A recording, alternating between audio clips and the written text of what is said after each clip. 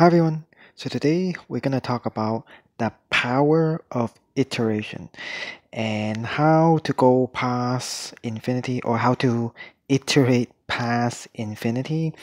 So anyway, first of all, what's iteration? Or iteration basically is a very important concept in Googleology or math. If you try to make big numbers or create a very fast growing function, you would need iteration. I mean, it plays a very important role. It's like the foundation of the fast growing hierarchy. But anyway, for beginners, you have, for example, addition. You start from addition. That's kind of like F0 of the fast growing hierarchy. So basically, you can kind of treat it as repeated counting. So 3 plus 1 plus 1 plus 1. So plus 1 here, it means counting because every time you count, you add 1, right? So this can be written as 3 plus 3. So repeated counting. And then the next level is, of course, multiplication, which is basically repeated addition. This is very straightforward. I guess everyone can get it, even beginners. So what you do, well, this is basically iteration. So iterated addition, you can kind of say it like that. So this is how you do iteration. You're just repeating the previous operation for n number of times. So this is f1, which is, for example, 3 plus 3 plus 3. It just means 3 times 3. So basically, multiplication is kind of like a shortcut way of doing addition. So instead of writing, let's say 10 plus 10 plus 10 for 10 times, you just write 10 times 10, right? So the next one, F2, is exponentiation, which is, of course, repeated multiplication. And I think exponentiation is probably the most powerful operation that most regular people has ever heard of. Beyond that, no people, or very seldom, not many people know what's beyond exponentiation. So 3 times 3 times 3 is just equal to 3 to the power of 3 or 3 cubed. So again, it's a shortcut way of doing multiplication. So the next one, F3, is tetration. So it's a power tower, so 3 to the 3 to the 3, or some people write it this way, or in terms of up arrows is 3, 2 arrows, 3. Of course, is repeated exponentiation, so iterated exponentiation. So very straightforward so far. You can continue this forever. You can keep going forever. F4 pentation, you can write it this way, or 3 triple arrow 3, or this is just an example. You can substitute 3 with any number that is bigger than 3 because 1 and 2 doesn't work. And then of course, pentation is repeated tetration. Very straightforward, and you can keep going. F5, F6, F100, even F of Graham's number, which would be something like, again, 3 is just an arbitrary number, 3 with G64 number of up arrows, 3. This is G65. And as you can see here, well, of f of G64, there will be G64 number of up arrows, or kind of, actually G64 minus 1 up arrow, but it doesn't matter for a number this big. And the key here, or the main point here is, this thing over here, f of G64, is exactly, or kind of exactly, the number of arrows you have. The arrows itself is not increasing in your function. So let's say n f of G64n, it means n with G64 number of up arrows n. So the only thing increasing is the n, so the front number and the n number, which is n, but the up arrows is not increasing. That's the key over here. Of course, you can keep going. F of 3, that means n with 3 number of up arrows n. Again, only n is increasing, the front and last digit number, but not the up arrow itself. And that, like I said, you can continue this forever. F of Rayo's number, or Rayo's number plus 1, whatever. And you will never reach infinity, as you can see, because infinity means something you can never reach, something that goes on forever.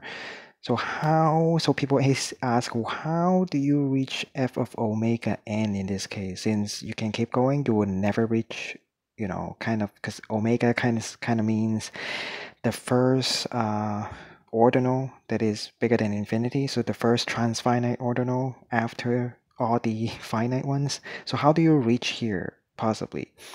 Well, basically what we have to do is just something called diagonalization, which you may heard it before, kind of like the idea of Cantor's diagonal proof.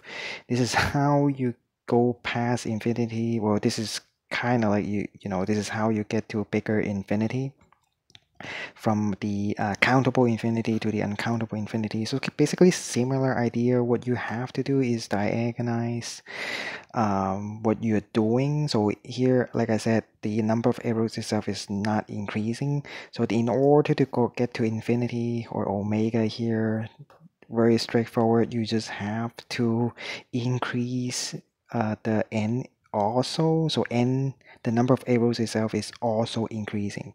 That's how you get to omega. Very simple, because let's say a function like this, 3 with n number of arrows n, this will be the growth rate would be around f of omega n, simply because the up arrows itself is increasing as well. So eventually in the long run it will grow faster than any f of m. So m is any positive finite integer, because m is not increasing. That means the number of up arrows is not increasing. So that's why this function, where the up arrows is increasing, it will eventually catch up. Well, assuming n is a very, very large number, it will outgrow it eventually. That's why you get f omega. This grows faster than any finite m, even f of Rayleigh number or something like that.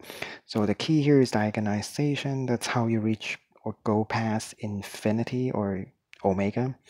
So another interesting thing that I want to bring up, not related to this video, is actually there's something that is like this. So a with infinity number of arrows b, there is actually a term for that. It's called circulation. So kind of like tetration, pentation, you keep going, and someone name it circulation.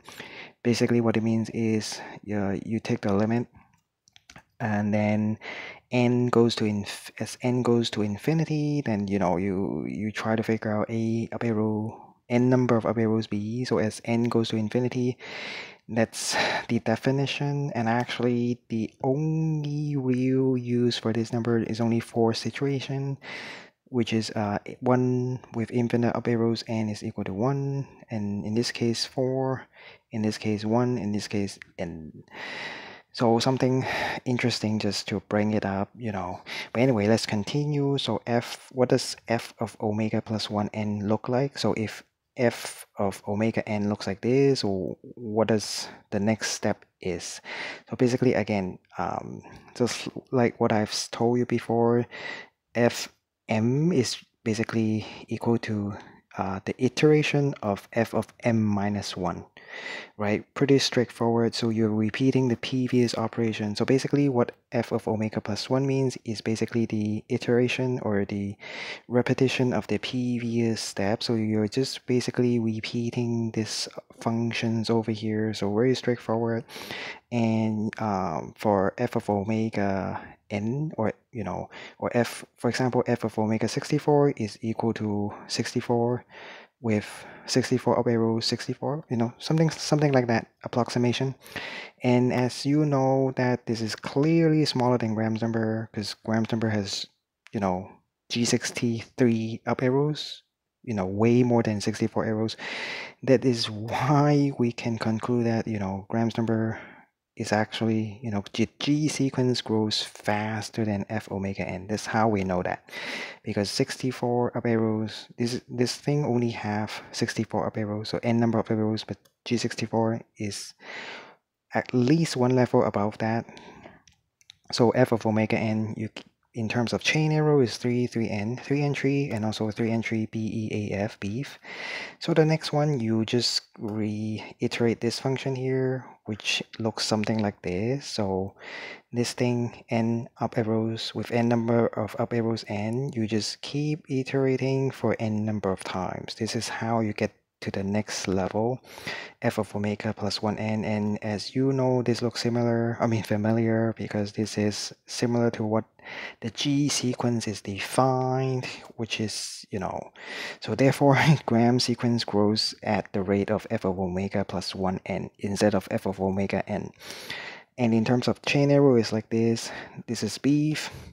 And then what about so that's why, f omega plus 1 is 64 is around G64.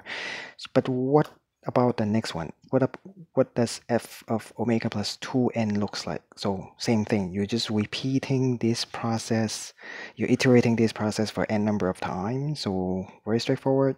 It means this function would look something like n with n number of g's.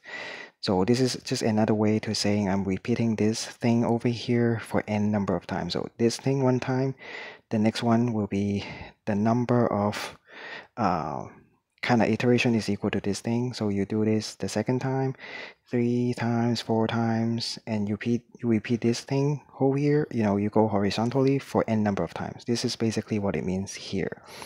And then this is in terms of chain arrow and beef, it looks something like that. You can pause the video if you want.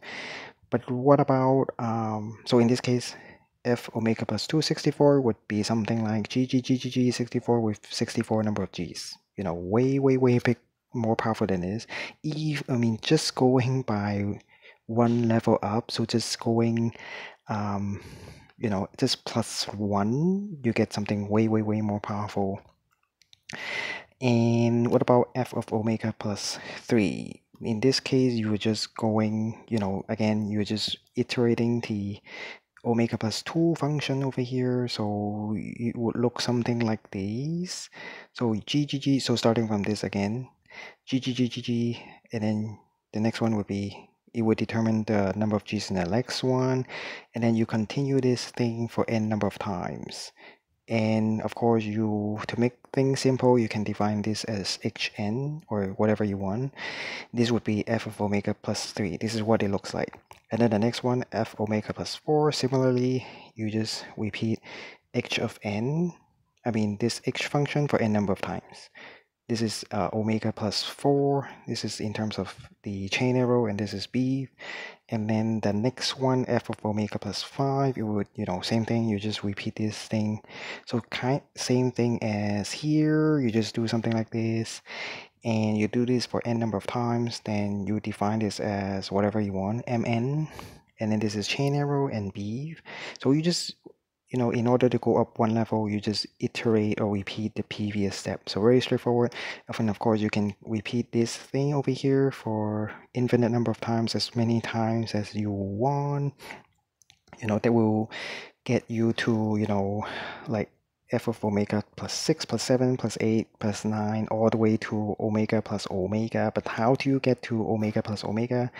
Again, every time you try to get to infinity, another infinity, you just do another diagonalization. But of course, in omega plus omega, it's hard to picture it in terms of using G or using this kind of things. But for chain arrow and beef is easier to see. So here, this is what it looks like. 3 chain arrow, and beef is n2. So basically, again, you can see here, you just do another diagonalization, as you can see from here to here. So the last number will be diagonalized. So from 6, 7, 8, 9, 10, you just go to n, and same for beef. You go from 5, 6, 7, 8, you change that to n. So if this is increasing it also, then you get to omega plus omega, which is omega times 2. And then in order to reach to the next infinity, omega times 3, which is omega plus omega plus omega, you just diagonalize again. So in terms of chain arrow, you add one more term, which is n. For beef, it's just n 3. And then next, omega times 4, same thing. But what about we're gonna skip all the way up to f of omega squared, then it just means for chain arrow, this is the limit of change for chain arrow, so that means n for n number of terms, basically. And for beef, it's just n. So everything will be n. So that's how you see the diagonalization here. Everything will be n. That's how you reach omega square. And then next, since we go past chain arrows or we look at beef, in order to reach omega cube, you just add one more term. And then for omega to the omega, you just need n number of terms. So you can see the diagonalization over here. You either add one more term, in terms of linear array, you add one more term, and all the way, in order to reach this thing, you need n number of terms. And like, of course, you can keep on going as beef allow, or as your notation allow. You can keep on going forever. So it's get complicated, but that's how you get to the next infinity. So the next one kind of like f of omega to the omega to the omega. Same thing for f of the omega to the omega to the omega to the omega for omega number of times, that which is something like the f of epsilon naught, but the same thing. You just keep doing diagonalization. So this is how you go past infinity using iteration. You can keep on iterating forever. The only limitation is how you define your notation and how you define ordinals. Is as long as you can keep defining new ordinals, you can keep on doing this infinitely. You can keep passing infinity again and again and again. That's the power of iteration. So anyway, thanks for watching and have a nice day.